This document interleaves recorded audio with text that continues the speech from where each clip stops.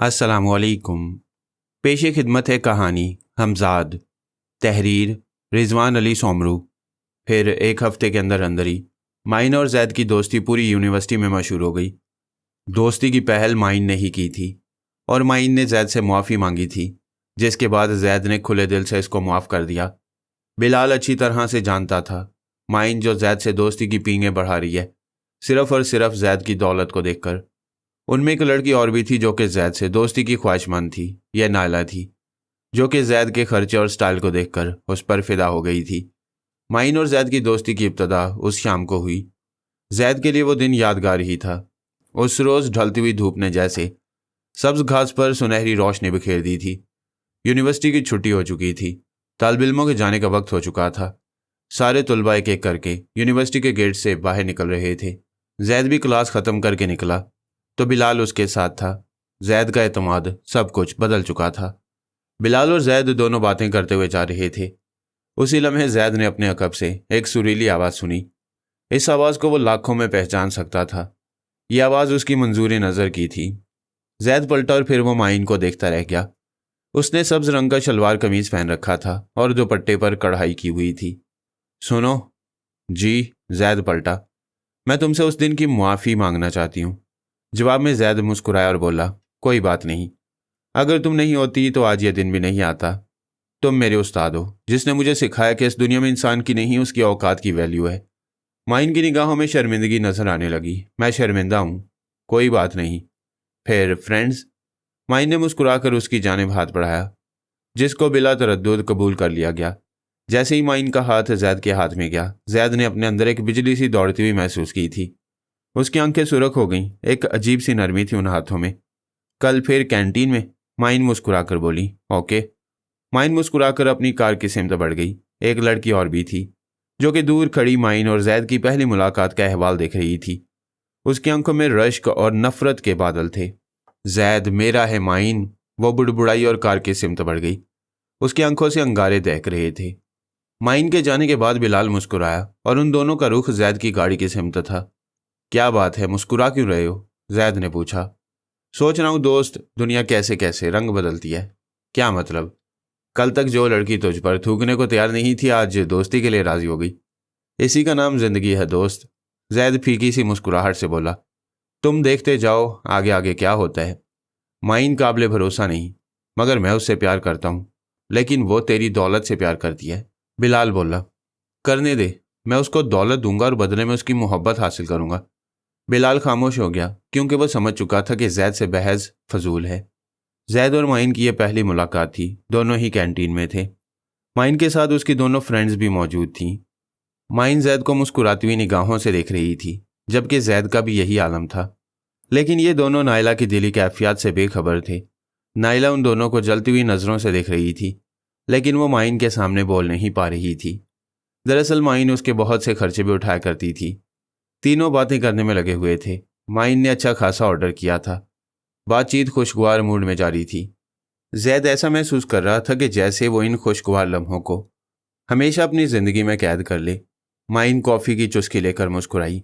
जैद, मैंने सोचा भी नहीं था कि तुम इतने दिलचस्प निकलोगे। सोचा तो हमने भी नहीं था, जैद की जगह नायला ने जवाब दिया। तुम तो खामोश रहो। माइन ने हल्के से नाखुशगवार लहजे में नायला को डांटा। यह सुनकर जैद मुस्कुरा दिया। सोचा तो मैंने भी नहीं था कि कभी मेरा वक्त भी आएगा, लेकिन तुम इतने किस्मत के धनी कैसे निकले? नायला बोली। माइन ने मुड़कर उसकी तरफ नाखुशगवार निगाहों से देखा, लेकिन अब की बार वो कुछ बोली नहीं। सदफ खामोशी से अपनी कॉफ़ी पी रही थी। जैद ने नायला के सवाल के जवाब में कहा, बस जब माँ बाप की दुआएं साथ हों तो सब हो जाता है। वो ये कैसे बताता कि एक पुरस्कार आने के जरिए हमजाद उसके काबू में आ गया था। यह सुनकर वो तीनों ही मुस्कुरा दी। तुम कल क्या कर रहे हो? माइन ने उससे पूछा। कुछ नहीं। फिर चलें कहीं घूमने? ज़रूर, जैद मुस्कुरा दिया। हम भी चलेंगे, सदफ बोली। नहीं, तुम लोग नहीं, कबाब में हड्डी, हम दोनों ही जाएंगे। इतना सुनना था कि नायला का मुंह बन गया, जबकि सदफ मुस्कुरा दी। उसी लम्हे बिलाल कैंटीन के अंदर दाखिल हुआ। उसके चेहरे पर हवाइयाँ सी उड़ी हुई थीं। वो सीधा तीर की तरह जैद की तरफ लपका। उसके चेहरे पर परेशानी देखकर जैद ने पूछा, अरे क्या हुआ? यार, वालिद साहब को हार्ट अटैक आया है। मुझे अभी पैसों की ज़रूरत है, वरना डॉक्टर इलाज शुरू नहीं करेगा। ओह, यह सुनकर जैद सख्ते में आ गया। चल मैं भी चलता हूँ। जैद कुछ कहे बगैर बिलाल के साथ कैंटीन से बाहर निकल गया। उसको जाता हुआ देखकर माइन के चेहरे पर नागवारी के तासरात उभरे, लेकिन उसने कोई तबसरा नहीं किया। लेकिन नायला बोली, जैद ना जाने कब इन भूखे नंगों से अपना पीछा छुड़ाएगा। माइन ने कोई जवाब नहीं दिया, बस असबात में सर हिला दिया। कमरे की फिजा में एक अजीब सा सकूत तारी था। जैद की बड़ी सी कोठी के लॉन में खाली झूले हल्की सी हवा के साथ आहिस्ता आहिस्ता हिल रहे थे। जैद का बंगला बिल्कुल ही खाली था। जैद ने अपने वालिदैन को हज पर भेज दिया था, जबकि बहन को बोर्डिंग स्कूल में दाखिल करवा दिया था। ऐसा उसी की मां पर हुआ था। वो चाहती थी कि मैं अच्छे बोर्डिंग स्कूल में पढूं। चुनाचे घर में कोई नहीं था। उसी लम्हे एक कार रुकी। कार से नायला उतरी। नायला ने निहायत ही खूबसूरत और फैशनेबल सूट पहन रखा था। उसके चेहरे से इज़्तिराब झलक रहा था। बंगले के चौकीदार ने दूर से उसको देखा और उसकी तरफ लपका। जैद साहब घर पर हैं? नहीं मिस साहब, जैद तो बाहर गया, पठान चौकीदार ने जवाब दिया। ठीक है, मैं अंदर इंतज़ार कर लूँगी। और कौन कौन है अंदर? कोई नहीं, जैद साहब ने अपने माँ बाप को हज पर भेजा है और घर खाली है। ठीक है। वो परस लहराती हुई अंदर चली गई। पठान चौकीदार के चेहरे पर मुस्कुराहट आई और दूसरे पल वो बोला, क्या फर्स्ट क्लास छोकरी है। नायला तेज तेज कदमों से चलती हुई एक कमरे में दाखिल हो गई। उसको अपने सामने जो कमरा नजर आया वो यही कमरा था जिसमें जैद ने आईने को रखा हुआ था। नायला कमरे के अंदर दाखिल हो गई। उसको ऐसा महसूस हुआ कि जैसे ये कमरा जैद का है। कमरे की फिजा में हल्की सी खुनकी थी। कमरे की दीवार के साथ एक कदीम सा आईना लगा हुआ था जो कि कमरे की डेकोरेशन के हिसाब से बिल्कुल भी सूट नहीं कर रहा था। लेकिन हैरत अंगेज बात यह थी कि वो आईना उसको अपनी जानिब खींच रहा था। नायला बेख्तियार उसके पास आ गई। नायला ने आईने की सतह पर अपनी उंगलियां फेरी। दूसरे लम्हे उसकी आंखें हैरत और खौफ से फैल गईं। आईने की सतह किसी पानी की तरह लरजने लगी। उसकी उंगलियां जैसे पानी में डूब रही हों। वो एकदम ही पीछे हटी। उसका सांस रुकने लगा। वो हैरत और खौफ से इस आईने की तरफ देख रही थी जिसको देखकर ऐसा लग रहा था जैसे वो आईना न हो, पानी की झील हो। नायला! उसी लम्हे एक तेज और सख्त आवाज उसके कानों में गूंजी। उसने पलट कर देखा तो जैद उसके सामने खड़ा था। उसकी आंखों में एक अजीब सी सख्ती और खौफ था। तुम यहाँ क्या कर रही हो?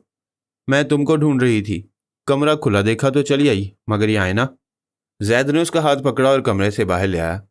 अब उसको लेकर दूसरे कमरे में चलाया था। अंदर पहुंचते उसने दरवाज़ा बंद कर दिया।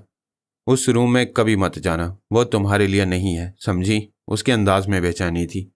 मगर वो आईना? नायला ने लरजती हुई आवाज में कहा। मैंने कहा ना, वहां कभी मत जाना। क्यों?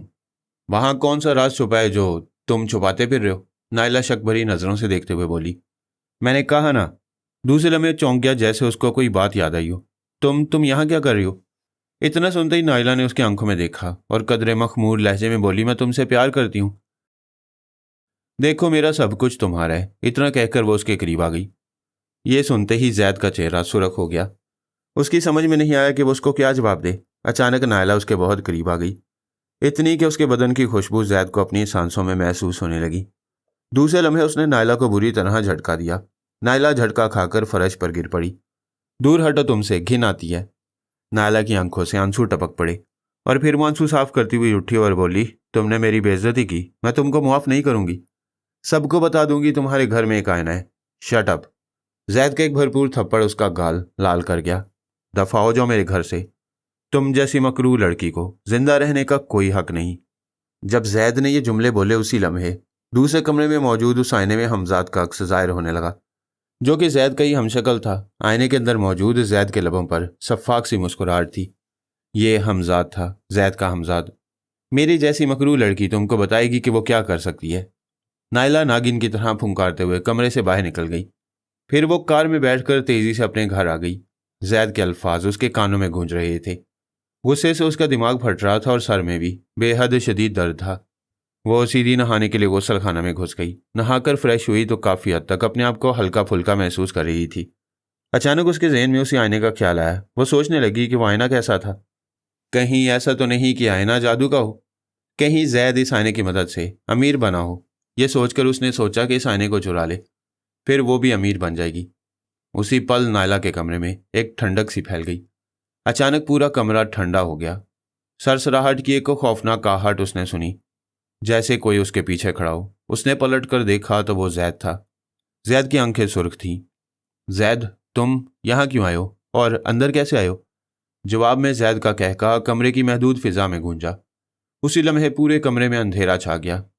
उसी लम्हे नायला की कर्बनाक चीख कमरे के अंदर गूंजी और फिर खामोशी तारी हो गई। दूसरी सुबह पुलिस ने नायला की लाश दरियाफ्त की, वो भी इस हालत में कि उसका जिस्म कपड़ों से बेनियाज था और चेहरा बिल्कुल ही सफ़ेद पड़ चुका था। खाल जैसे जिस्म से चिपक गई हो, जैसे किसी ने बेदर्दी से खींचने की कोशिश की हो। उसकी आंखों में एक अजीब सा खौफ था। रात स्याह थी। आसमान पर बादलों ने चांद को ढांप रखा था। एक वीरान जंगल के बीचों बीच जलती हुई आग आसमान को छू रही थी। आग के गिर्द 5 लोग दायरे की शक्ल में बैठे थे। उनके चेहरों पर नकाब थे और हाथों में खून की भरी हुई प्यालियां। 5 अफराद तकरीबन 60 साल के थे। उनके हाथ लरज रहे थे, चेहरों पर लंबी दाढ़ियां थीं। वह 5 एक दूसरे की जानिब देख रहे थे। दफतन एक ने लरजती हुई आवाज में कहा, आज रोशनी का अक्स टूट जाएगा। आज हम वो चीज बनाने जा रहे हैं जो इंसान के अंदर का साया दिखाएगी। जमीन पर रखा हुआ शफाफ शीशा आग की तपिश से सुरख हो रहा था। 5 अफराद ने उन प्यालों में मौजूद खून को उस पर गिराना शुरू कर दिया। जैसे ही खून उस पर गिरा, शीशे से ऐसी आवाज उभरी जैसे कि आग पर किसी ने पानी छिड़क दिया हो। अचानक हवा का तेज झोंका आया और वो आग लरजने लगी।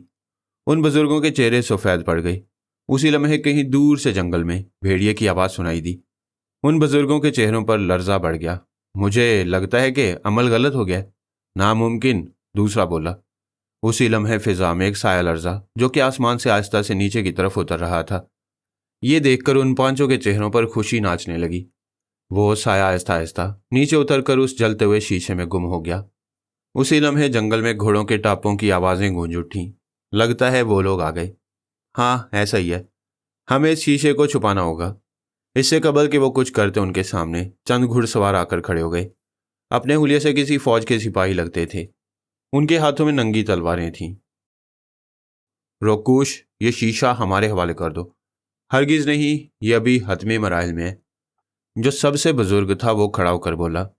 यह सुनकर सारे घुड़सवार हंस पड़े और बोले, कोई बात नहीं रकूश, हम फिर भी लेकर जाएंगे। हमारी लाशों पर से गुजरना होगा, बूढ़ा रुकूश बोला। यह सुनकर वो सारी हंस पड़े। क्या ख्याल है, लाशें बिछाना हमारे लिए मसला नहीं। फिर वो घुड़सवार कहर बनकर उन बूढ़ों पर टूट पड़े। जरा ही देर में उस जगह पर लाशें ही लाशें बिखरी हुई थीं। चलो उठाओ इस शीशे को। जैसे एक घुड़सवार शीशे की जाने बढ़ा, उसी लम्हे तेज हवा चल पड़ी। फिर एक भयानक आवाज गूंजी और सारे चौंक कर एक दूसरे की तरफ देखने लगे। नायला की लाश बेड पर रखी थी। उसका जिस्म कपड़ों से बेनियाज था और सतरपोशी के लिए बिस्तर की एक चादर उस पर डाल दी गई थी। लाश की हालत बहुत ज्यादा खौफजदा कर देने वाली थी। उसका चेहरा सफ़ेद और खाल जिस्म से यूं चिपकी हुई थी जैसे कि जिस्म में बहुत ज्यादा खून की कमी वाक़ई हो गई हो। कमरा भरा हुआ था। चारों तरफ पुलिस वाले वर्दियों में मलबूस इधर उधर घूम रहे थे। कुछ पुलिस वाले शवाहिद इकट्ठे करने में मसरूफ थे। फिंगरप्रिंट वाले उंगलियों के निशान उठाने में मसरूफ थे। कमरे की फिजा अजीब सोगवार सी थी। Inspector Faraz Shah crime branch का सबसे काबिल और होनहार पुलिस अफसर था। वो इस लाश पर झुका हुआ मुहद्दब अदसा से इसका जायजा ले रहा था। हैरत अंगेज उसके मुंह से निकला। क्या सर? करीबी एक कांस्टेबल उसके सामने खड़ा था। फराज शाह तवील सांस लेकर उठ खड़ा हुआ। उसके चेहरे पर हैरत के तासुरात थे। लाश के जिस्म से सारा खून गायब है, लेकिन लाश के जिस्म पर कोई ऐसा जख्म भी नहीं जिससे खून बहा हो। बिल्कुल, आप ठीक कह रहे हो सर। अगर जख्म होता भी तो इसके अंदर से सारा खून बह जाना तकरीबन नामुमकिन है, कांस्टेबल ने संजीदगी से कहा। इंस्पेक्टर ने नवाजुद्दीन की तरफ देखते हुए कहा, तुम ठीक कह रहे हो, यह आम केस नहीं है। मुझे तो ऐसा लगता है कि किसी ने इस लड़की का खून पी लिया हो। बको मत। यह केस अनोखा जरूर है लेकिन नाकाबिले हल नहीं। फराज शाह ने आंखें निकाली। फिर उसने नोटबुक खोली और कुछ लिखने लगा और सामने खड़े सब इंस्पेक्टर की जानिब इशारा किया तो वो और करीब आ गया। लाश को पोस्टमार्टम के लिए भेजो और लड़की की सारी कॉल डिटेल और लड़की कहाँ कहाँ जाती थी, किस किस से मिलती थी, एक एक बात की तफसीलात मुझे 2 दिन के अंदर दो। ओके सर, उसने एड़ियां बजाईं। इंस्पेक्टर फराज ने तवील सांस ली और खिड़की की तरफ चला गया। एक बात तो तय है कि वो लड़की अकेली नहीं थी, उसके साथ कोई और भी था। यह कहकर उसने सांस ली और लाश पर अलविदाई नजर डाली और बाहर निकल गया। सुबह का वक्त था। यूनिवर्सिटी का माहौल काफी बोझल बोझल सा था। फिजा में एक अजीब सी उदासी थी। नायला की मौत की सोगवारियत यूनिवर्सिटी की फिजाओं में रची बसी थी। हर एक तालिब इल्म की जुबान पर नायला की मौत का तज़किरा था। कैंटीन के बाहर चंद लड़कियां दबे हुए लहजे में बात कर रही थीं। पुलिस के मुताबिक उसके जिस्म में तो खून ही नहीं था। ओह, ये कैसे मुमकिन था कि किसी जानवर ने उसका खून पी लिया हो? नहीं, कोई जानवर कैसे हो सकता है? इसी शोर में अचानक ही फिजा में सायरन की आवाज़ें गूंजी। यूनिवर्सिटी के कैंपस में पुलिस की गाड़ियां दाखिल हुईं। सायरन बंद थे, मगर गाड़ियों की मौजूदगी ने तुलबा के अंदर सनसनी फैला दी। इंस्पेक्टर फराज शाह अपनी करख्त आवाज़ और तेज कदमों के साथ अंदर आया। तुलबा खामोश हो गए। फराज शाह की तेज उकाबी नज़रों और कदमों की चाप ने माहौल को मजीद संजीदा बना दिया। इंस्पेक्टर के साथ प्रिंसिपल और दो प्रोफेसर्स मौजूद थे, जिनके चेहरे जर्द थे। हम चाहते हैं कि आपके तलबा हमारे साथ मुकम्मल ताउन करें। जी बिल्कुल, प्रिंसिपल ने सहमे हुए लहजे में कहा। सर, मैं उसकी क्लास के चंद लड़कों को बुला लेता हूँ। आप उनसे जो सवाल पूछना चाहें पूछ सकती हैं। इंस्पेक्टर ने इस बात में सर हिलाया। चंद लम्हों के बाद एक लड़का ऑफिस बॉय के साथ इंस्पेक्टर के सामने आकर खड़ा हुआ। फराज शाह ने अपनी तेज नज़रों से उसको घूरते हुए पूछा, क्या तुम नायला को जानते हो? उसका रवैया कैसा था? किसी से कोई झगड़ा, कोई तनाज़ा? सर, वो बिल्कुल ही नॉर्मल थी और हमारे साथ भी अच्छे तरीके से बात करती थी। और कुछ जानते हो? सर, वो माइन के ग्रुप से थी। माइन के साथ सदफ और जैद भी था। पहले माइन का जैद से झगड़ा था और बाद में फिर दोस्ती हो गई। जैद। इंस्पेक्टर ने टटोलती हुई नजरों से उसकी तरफ देखा। हाँ सर, पहले वो बहुत गरीब था, लेकिन बाद में ना जाने उसके पास कहाँ से बहुत सी दौलत आ गई और माइन जो उसको घास नहीं डालती थी उसके आगे पीछे घूमने लगी। जी सर। एक लड़की अचानक आगे बढ़ी। क्या कहना चाहती हो? इंस्पेक्टर ने पूछा। सर, नायला मेरी क्लोज फ्रेंड थी। क्या नाम है तुम्हारा? अदीला। अदीला, बताओ क्या कहना चाहती हो? फराज जल्दी से बोला। सर, नायला अक्सर बातें मुझे बताती थी। वो माइन को नीचा दिखाने के लिए जैद से दोस्ती करना चाहती थी ताकि जैद से शादी करके सेट हो जाए। इंस्पेक्टर कुछ सोचते हुए बोला, बड़ा ही दिलचस्प किरदार लग रहा है। इस वक्त कहाँ मिलेगा? क्लास का वक्त नहीं है। या तो फिर माइन के साथ होगा या फिर लाइब्रेरी में। वही लड़का दोबारा बोला। इंस्पेक्टर ने एक हवालदार को इशारा किया। वो उस लड़के के साथ जैद को बुलाने चला गया। 5 मिनट में जैद उसके सामने था। इस वक्फे के दौरान फराज शाह मुसलसल सिगरेट नोशी करता रहा। जैद उसके सामने खड़ा था। उसके चेहरे पर घबराहट के आसार थे। हाथों में हल्की सी लर्जिश थी। इंस्पेक्टर गहरी निगाहों से उसका जायजा ले रहा था। जैद को ऐसा लगा कि जैसे इंस्पेक्टर की निगाहें किसी एक्सरे मशीन की रेस की तरह उसके जिस्म में घुसती जा रही हैं। तुम्हारा नाम जैद है? जी, जैद ने बमुश्किल कहा। हमें तुमसे तफसील से बात करनी है, जरा मेरे साथ हो। इंस्पेक्टर उसको लेकर अपनी पुलिस वैन की जाने पड़ गया। फिजा में चहमगोइयां होने लगी। सारे तुलबा जैद की तरफ शक भरी निगाहों से देखने लगे। उसी लम्हे माइन ने जैद को देखा। माइन की निगाहों में भी हैरत थी। वैन में बैठते वक्त जैद की निगाह यूनिवर्सिटी के गेट पर पड़ी, जहां उसका हमजाद खड़ा उसको देखकर मुस्कुरा रहा था। हमजाद के लबों पर मुस्कुराहट फैली और फिर हमजाद गायब हो गया। जैद को पुलिस के इंटेरोगेशन रूम में बिठाया गया, जहां सिर्फ एक ट्यूबलाइट, एक बड़ी सी मेज और 2 कुर्सियां आमने सामने मौजूद थीं। एक कुर्सी पर फराज शाह और दूसरी कुर्सी पर जैद मौजूद था। जैद के चेहरे पर शदीद घबराहट थी। फराज शाह ने पानी का गिलास भरकर उसको दिया। यह एक नॉर्मल इंटेरोगेशन है। अगर तुम मुजरिम नहीं हो तो फिर घबराने की ज़रूरत नहीं। जैद ने पानी का गिलास पिया और इंस्पेक्टर की तरफ देखने लगा। क्या मैं पूछ सकता हूँ, तुम इतने अमीर कैसे हो गए? कल तक तुम्हारे पास कुछ नहीं था। वो मेरा बॉन्ड निकला था, जैद हकलाते हुए बोला। कितने का? 2 करोड़ का। कोई सबूत है तुम्हारे पास? अब वो काफ़ी हद तक अपनी घबराहट पर काबू पा चुका था। जैद ने इस बात में सर हिलाया। उसी लम्हे कमरे की मध्यम लाइट लरजने लगी। इंस्पेक्टर के अकब में एक साया सा उभरा। वो साया जैद की ही शक्ल का था, मगर उसकी आंखें लाल सुर्ख थीं। जैद ने उसको देखा तो उसकी आंखों में खौफ उतर आया। जैद, तुम चाहो तो मैं तुमको बचा सकता हूँ, मगर याद रखो हर काम की एक कीमत होती है। हमजाद मुस्कुराया। जवाब दो, फराज शाह धाड़ा, मगर जैद की तवज्जो तो हमजाद पर थी। बस एक बार हाँ कह दो, फिर देखो मैं तुम्हारी कैसे खुलासी करवाता हूँ। मैं तुमसे कुछ पूछ रहा हूँ। तुम चाहते हो कि तुमको मौला बख्श की जुबान में समझाऊं? फराज शाह फिर घुराया। जैद ने सर हिला दिया। हमजाद मुस्कुराया और फिर गायब हो गया। अब जैद फराज शाह की तरफ मुतवज्जा हो गया। हाँ, मेरे पास सबूत मौजूद हैं। वी बैंक में मेरा अकाउंट है और स्टेट बैंक से इनामी रकम ली थी और बॉन्ड की कॉपी भी मौजूद है। मगर नायला से तुम्हारा क्या ताल्लुक है? नहीं, नायला मुझ में दिलचस्पी लेती थी मगर मैं नहीं। उसी लम्हे जैद ने हमजाद को फराज शाह के पीछे जाहिर होते देखा। हमजाद के चेहरे पर मुस्कुराहट थी। उसने अपने जिस्म पर एक बड़ा सा लिबादा डाल रखा था। हमजाद ने वो लिबादा खोल लिया। बिल्कुल ऐसा लग रहा था जैसे किसी उकाब ने पर फैलाए हों। उसने फराज शाह के पूरे जिस्म को उस लिबादे से ढांप लिया। जैद की चीख निकलते निकलते रह गई। थोड़ी ही देर के बाद हमजाद जब हटा तो फराज शाह ने एक झुरझुरी सी ली और गौर से उसकी जानिब देखने लगा। उसी लम्हे एक हवालदार एक बंद लिफाफा लेकर उसके सामने आ गया। सर, ये पोस्टमार्टम रिपोर्ट है। फराज शाह ने पोस्टमार्टम रिपोर्ट खोल ली। उसके चेहरे पर हैरत के तासुरात थे। नामुमकिन। क्या हुआ सर? हवालदार ने पूछा। मरने वाले की मौत दिल का दौरा पड़ने से हुई है। क्या? हवालदार चौंक गया। हाँ, ऐसा इस रिपोर्ट में लिखा है, मगर सवाल यह पैदा होता है कि उसके जिस्म को कपड़ों से किसने आज़ाद किया और खून कहाँ गया? मतलब? मेरा मतलब यह है कि पोस्टमार्टम में रिपोर्ट में खून के ख़त्म हो जाने की कोई वजह नहीं बताई गई।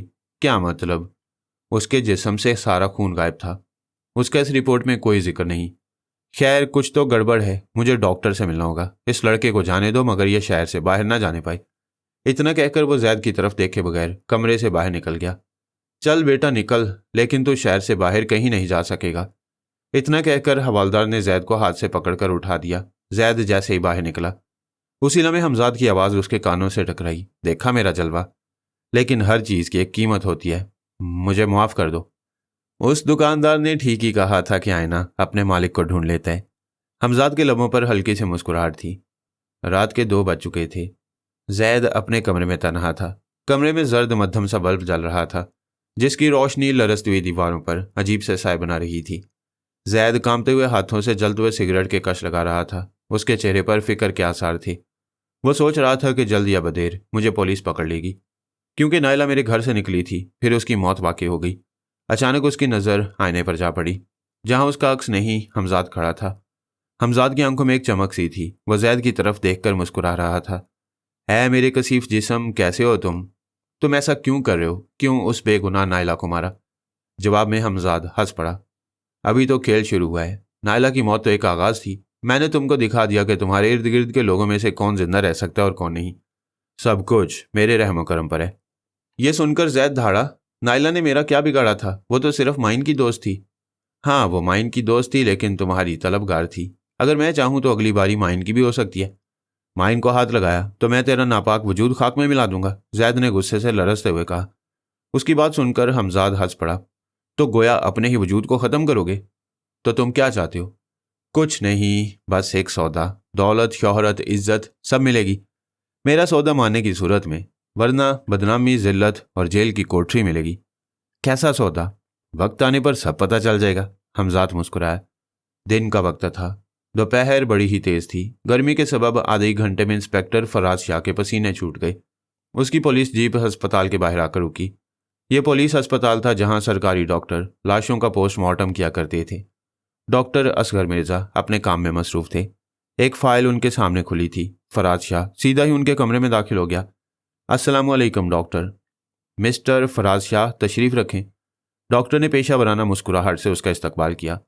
नायला मर्डर केस की जो पोस्टमार्टम रिपोर्ट आपने भेजी है मुझे गलत लगती है। कोई तो गड़बड़ है डॉक्टर। मैंने रिपोर्ट भेजी है? डॉक्टर के चेहरे पर हैरत धर आई। हाँ डॉक्टर। इतना कहकर फराज शाह ने वो रिपोर्ट उसके सामने रख दी। डॉक्टर ने वो रिपोर्ट खोलकर बगौर पढ़ी। जैसे जैसे वो पढ़ता जाता उसके चेहरे के तासुरात बदलते जाते। ये रिपोर्ट हमारी नहीं है। इंस्पेक्टर का माथा शिकनों से भर गया। ये कैसे मुमकिन है? हमारी रिपोर्ट अभी तैयार नहीं है, लेकिन मैं आपको बता देता हूं कि उसमें क्या है। वैसे भी आपको मैं फ़ोन करने ही वाला था। फिर डॉक्टर ने जो कुछ कहा वो इंतहाई लर्जा पैदा कर देने वाला था। लड़की को कत्ल करने से पहले उसके साथ ज्यादती भी की गई है, और इसके बाद उसका खून जिस तरह गायब किया गया वो इंसानी समझ से बाहर है। क्या आप बता सकते हैं कि ये कितने लोगों का काम है? रेप तो एक ही आदमी ने किया, लेकिन खून के मुतालिक कहना कुछ मुश्किल है। क्या ये मालूम हो सकता है कि ये रेप किसने किया? फराज शाह तेज लहजे में बोला। ज़रूर मालूम हो सकता है। मकतूला के जिस्म से जो डीएनए मिला है उसकी जांच करवाई जाए, तो जिस पर शक है उसके सैंपल से मैच किया जाए तो असल मुजरिम सामने आ जाएगा, और हो सकता है वही मुमकिन कातिल भी हो। इंस्पेक्टर की निगाहों के सामने जैद का चेहरा उभर आया। लम्हे भर के लिए खामोशी छा गई, और फिर इंस्पेक्टर के चेहरे पर मुस्कुराहट उभर आई। जैद के लिए निहायत परेशान कुन बात थी जब पुलिस ने जैद को अस्पताल तलब किया। एक हवलदार को भेजा। इस वक्त जैद अपनी कार में सवार अपने बंगले से निकल रहा था। उसी वक्त पुलिस पहुंची थी। पुलिस को देखकर जैद परेशान हो गया, और फिर जैद को पुलिस के साथ जाना ही पड़ा। जब जैद पुलिस अस्पताल पहुंचा तो वहां इंस्पेक्टर फराज मौजूद था, जो कि जैद को निहायत ही खतरनाक निगाहों से घूर रहा था। तुमको मालूम है तुमको यहाँ क्यों बुलाया गया? जैद ने खुश्क लबों पर जुबान फेरी और थूक निकलते हुए बोला, मुझे नहीं मालूम, अभी पता चल जाएगा। तुम्हारा डीएनए टेस्ट किया जाएगा। अगर सबूत मिल गया तो समझ लो नायला का कत्ल तुमने किया है। मतलब ये है कि नायला के जिस्म से जो डीएनए मिला है उसका डीएनए मैच करवाया जाए तो कातिल सामने आ जाएगा। जैद का दिल धड़कने लगा, उसका दिल सीने में रुकने लगा। वो कुछ कहने ही वाला था कि अचानक करीब ही लटके हुए शीशे में उसको एक परछाई नजर आई। ये उसकी अपनी परछाई थी जो मुस्कुरा रही थी। ये उसका हमजाद था जो उसकी तरफ मुस्कुराती हुई नजरों से देख रहा था। तू परेशान ना हो, जब तक मैं तेरे साथ हूं कोई तुझे हाथ भी नहीं लगा सकता। यह सुनकर जैद ने पसीना पहुंचा और फिर बोला, आप जो भी टेस्ट कर लें मैं तैयार हूं। फिर जैद लेबॉर्ट्री के अंदर चला गया। कुछ ही देर में उसका सैंपल कलेक्ट हो गया। फिर जैद को वार्निंग के साथ जाने दिया गया। जैसे ही वो अस्पताल से बाहर निकला उसके दिमाग में हमजाद की सरगोशी गूंजी, तू फिक्र न कर, मैं तेरे साथ हूं, चल अब घर जा। जैद ने शाने उचकाए और गाड़ी को अपने घर की जानिब मोड़ लिया। वो समझ गया था वो गले गले तक हमजाद के जाल में फंस चुका है। अब कोई मुआवजा ही उसको बाहर निकाल सकता है। इंस्पेक्टर फराज शाह ने कॉल रिसीव की थी। कॉल डॉक्टर की थी, जिसमें डॉक्टर ने फौरन ही आने को कहा था। डॉक्टर अपने कमरे में सफ़ेद कोट पहने कुर्सी पर बैठा था। दोपहर की धूप खिड़की से बाहर आ रही थी। अस्सलाम वालेकुम। डॉक्टर को देखकर इंस्पेक्टर ने फौरन ही अपनी कुर्सी छोड़ दी। बैठें, तशरीफ़ रखें। डॉक्टर अपनी कुर्सी पर बैठकर तवील सांस लेकर बोला, मकतूला के जिस्म से मिले डीएनए की रिपोर्ट मुलजिम के डीएनए से मैच नहीं करती, नामुमकिन। इंस्पेक्टर कुर्सी के हत्थे पर हाथ मारकर बोला, आप दोबारा रिपोर्ट देख लें, चाहे तो सैंपल को दोबारा भी एग्जामिन कर लें। ऐसा हो नहीं सकता क्योंकि इतनी सर्विस हो चुकी है कि मुझे मुजरिम और बेगुनाह की पहचान है। क्योंकि ये लड़का अगर मुजरिम नहीं भी है तो उनका साथी ज़रूर है। क्योंकि लड़के का बार बार घबरा जाना इसी तरफ इशारा करता है कि दाल में कुछ काला है। जवाब में डॉक्टर मुस्कुराया और बोला, कानून दिल की आवाज़ और मफरूजात पर नहीं चलता। ठीक है, फिर मैं सबूत लाऊंगा अब। फराज शाह का लहजा पुरअज़म था। इतना कहकर फराज शाह उठा और तेज तेज कदमों से बाहर निकल गया। उसके जाते ही डॉक्टर ने एक तवील सांस ली और फिर वो अपनी फाइल पर झुक गया। यूनिवर्सिटी के कैफ़े में चहल पहल थी।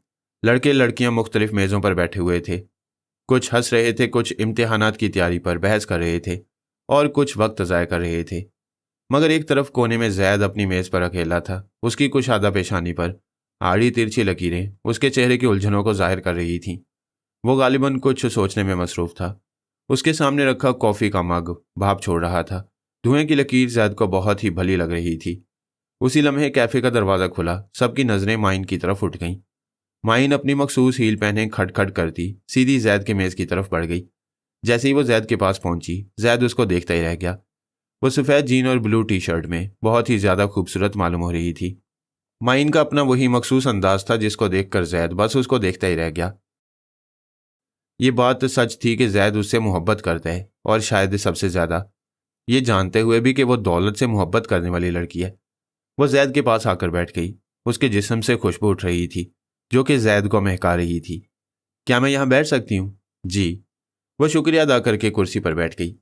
माइन चंद लम्हे तक उसकी तरफ देखती रही और फिर बोली, क्या कॉफ़ी नहीं पिलवाओगे? ज़रूर। उसने कैफ़े के वेटर को कॉफ़ी और साथ में कुछ स्नैक का ऑर्डर दिया। बहुत दिन हो गए तुम मिले नहीं। बस मसरूफ़ था। माइन चंद लम्हों तक उसकी तरफ देखती रही और बोली, बहुत बदल गए हो जैद, पहले ऐसे नहीं थे। बदलना पड़ता है वरना यह दुनिया जीने नहीं देती। इतना कहकर उसके लहजे में तलखी दर आई। यह सुनकर उसके चेहरे पर शर्मिंदगी के आसार नजर आए। वो फिर बोली, मैं शर्मिंदा हूं अपने पार्टी वाले रवैये पर। जवाब में जैद के लबों पर फीकी सी मुस्कुराहट दौड़ गई। अगर तुम ना होती तो मैं इतना बड़ा आदमी कैसे बनता? मैं अपनी मोहब्बत का इजहार तुमसे ना करता तो तुम मुझे जलील करके पार्टी से बाहर ना निकलवाती तो आज मैं इतना बड़ा ना होता। मतलब? छोड़ो, आज के दौर में मोहब्बत भी तजारत बन गई है। तुम इतना तल्ख क्यों हो रहे हो जैद? माइन ने उसकी तरफ देखकर कहा। नहीं, ऐसी बात नहीं है, छोड़ो, तुम कोई और बात करो। इसी दौरान कॉफ़ी और स्नैक आ गए। माइन ने स्नैक उठाया और मुंह में डालती हुई बोली, तुमको नायला के शुबे में पुलिस क्यों ले गई थी? जैद का दिल एक लम्हा के लिए धड़का और फिर वो अपने आप को संभाल कर बोला, हो सकता है कि पुलिस तुमको और सदफ को भी ले जाए। जैद ने मुस्कुरा कर कहा, क्यों? अब माइन बुरी तरह से चौंकी। वो इसलिए कि नायला तुम्हारे हल्के की थी। मुझे भी इसलिए उठाया था कि तुम लोगों के साथ देखा गया, मामूली पूछगिछ के बाद छोड़ दिया गया। माइन के लबों पर आसूदा सी मुस्कुराहट दर आई। अच्छा, तुम अमीर कैसे बने? जवाब में जैद मुस्कुराया और बोला, जब तुम इस राज को सुनने के काबिल हो जाओगी तो मैं तुमको बता दूंगा, तो फिर मैं जान कर रहूंगी। मुझे खुशी होगी कि जिसको मैं अपनी ज़िंदगी में शामिल करना चाहता हूँ वो मेरे हर राज से वाकिफ़ हो। जवाब में माइन ने इस तरह सर हिलाया जैसे कि वो उसकी बात को समझने की कोशिश कर रही हो। अच्छा जैद, मैं अब चलती हूँ। मैं आऊँ बाहर तक? नहीं, मैं चली जाऊँगी। उसके जाने के बाद जैद ने अपना कॉफ़ी का कप उठाया और होंठों से लगा लिया। उसके लबों पर एक अजीब सी मुस्कुराहट दौड़ गई। रात का दूसरा पहर था। गलियां सुनसान थीं। एक साया आहिस्ता आहिस्ता जैद के बंगले के करीब आ रहा था। ये इंस्पेक्टर फराज था। वो बंगले की अकबी दीवार के पास पहुंचा और फिर दूसरे लम्हे वो दीवार फांदकर बंगले के अंदर पहुंच गया। इस वक्त वो बिल्कुल अकेला था। वो दबे कदमों जैद के घर के कॉरिडोर से सीधा कमरों की जानिब चल पड़ा। बंगले में अंधेरा था। वो टॉर्च की रोशनी से आगे बढ़ा ही जा रहा था। अचानक एक खुले हुए दरवाजे से एक कमरे के अंदर दाखिल हो गया। ये वही कमरा था जिसमें कद्दे आदम आईना मौजूद था। वो अंदर दाखिल हो गया। उसको ऐसा लग रहा था कि जैसे इस कमरे के अंदर बहुत ही बड़ा राज है जो कि शायद उसका मकसद हल कर दे जिसके लिए वो आया था। जैसे ही वो आईने के नज़दीक पहुंचा और फिर आईने को देखकर वो चौंक गया। उस आईने में उसको अपना अक्स नजर आ रहा था। उसकी आंखें सुर्ख थीं। फराज शाह की आंखों में खौफ नजर आया। फराज के और उस अक्स में इतना फर्क था कि वो बरहना था और फराज ने कपड़े पहन रखे थे। फराज शाह बहुत ज्यादा खौफजदा हो गया। कौन हो तुम? तुम्हारा अक्स, तुम्हारा साया? क्या मतलब? मतलब यह है कि मैं तुम्हारा साया हूं, लेकिन तुम्हारा अभी नंबर नहीं आया। तुम इस आईने के मालिक बनो, इसलिए तुमको मौत की सजा दी जाती है। फराज का अक्स सफ़ाक अन्ना मुस्कुराहट से बोला, क्या मतलब? इतना कहते ही फराज चौंक गया क्योंकि इस आईने में एक दूसरा अक्स भी दिखाई दिया था जो कि जैद का था। जैद का हमजाद उसकी तरफ शरारत भरी मुस्कुराहट से देख रहा था। फराज शाह ने भागने की कोशिश की। उसी लम्हे उस आईने से दो हाथ बरामद हुए जिन्होंने फराज शाह को पीछे से पकड़ लिया। फराज शाह के लबों से दिलदोज चीख निकल गई। उसी लम्हे पूरा आईना सुर्ख हो गया। एक चीख बरामद हुई थी जो कि गैर इंसानी थी। फराज शाह तेजी से आईने की सिमत खिंचता चला जा रहा था। यूं लग रहा था कि जैसे वो इसमें दाखिल हो जाएगा